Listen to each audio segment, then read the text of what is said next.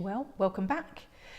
It's been a little while since I've had a chance to talk about the beads and the artwork because we've been doing a little bit of gallivanting, I must say, and doing some reviews of different art galleries and exhibitions we've been to.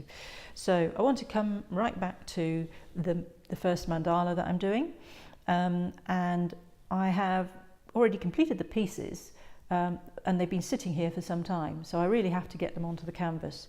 It's going to be quite a big piece, so I was planning for 12 inches by 12 inches, so I've got that just about spot on. So it's going to be quite a big piece, and there's what you're looking at here is more than 16,500 beads put into here, so that's quite a challenge. It's going to look like this.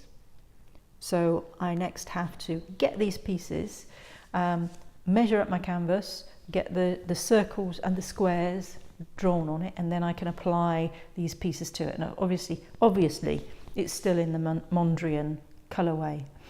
In previous video, I explained how to make a perfect square, a peyote square. So that's a challenge, and here's a large one that I made earlier. But the hardest thing to do is this, what I'm calling the frame. And that is a big challenge because it's a peyote. I'm running a peyote with a gap in the middle. So you're not building on what's gone on previously. And it's a little bit difficult to explain without showing you, but I'll do my best. And if you get the problem is when you get the threads twisted around each other, you end up with a twist in the actual framework itself, and very much like the squares, if it goes wrong, you might as well give up and start all over again. So it requires a patience to get it all set up, and then you're away, really. And the challenge is just getting it to the right size and making sure it's all going to work. So that's the mandala. So it's well on its way. And the real tricky bit will be doing the circles. Squares are relatively straightforward, but doing the circles are going to be a nice little challenge.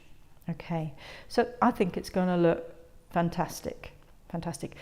So the other thing I thought I would talk about were my goals, and I set some goals as an artist. So I set that I wanted to go to more fairs, take part in more fairs, to have a wider portfolio, and to have an international reputation. So on the fair side, one of the things I mentioned was a Christmas fair. So yes, I'm going to be part of a Christmas fair. That's in Keswick. I thought I'd start out relatively small, but there are so many Christmas fairs, you don't know which way to turn, but something simple and straightforward with our Evan West, Cumbrian West artist to start with. Because it's a challenge to know what to put out there, and you've got to start thinking about Christmas. What are people going to buy at Christmas? Well, they're perhaps not going to be buying this, because these are the sorts of things that, as I talked about in a previous video, it feels more like exhibition pieces or really strong pieces of artwork. Not that small pieces aren't good pieces of artwork, but it's a distraction. What I'm trying to say is going and doing these other fairs and other things is a distraction from the major focus of where I've been working.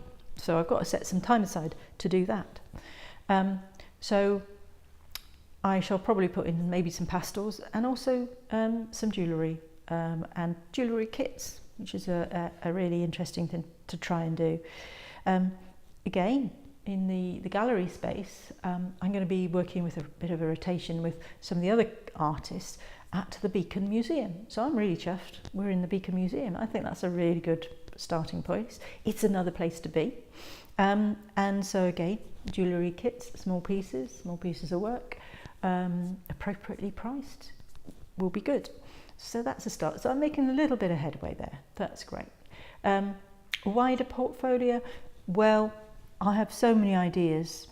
It's a challenge to know where to start. So anybody with any thoughts or views about where to go with this, that would be appreciated, because it's always nice to hear from people. I have so many ideas there, but they're all very challenging. I do like to push the boundaries on some of these things, so the bigger circles, the bigger squares, and also different types of beads, different things happening, so you need to watch out for that space. So a wider portfolio, yes, I think we're getting there, and I have a certain style maybe. So I've had the first figurative bit piece with Berenice, and lots of abstracts and now Mondrians and all sorts of things. And the third thing was more exposure, international exposure. Well, that's a big challenge.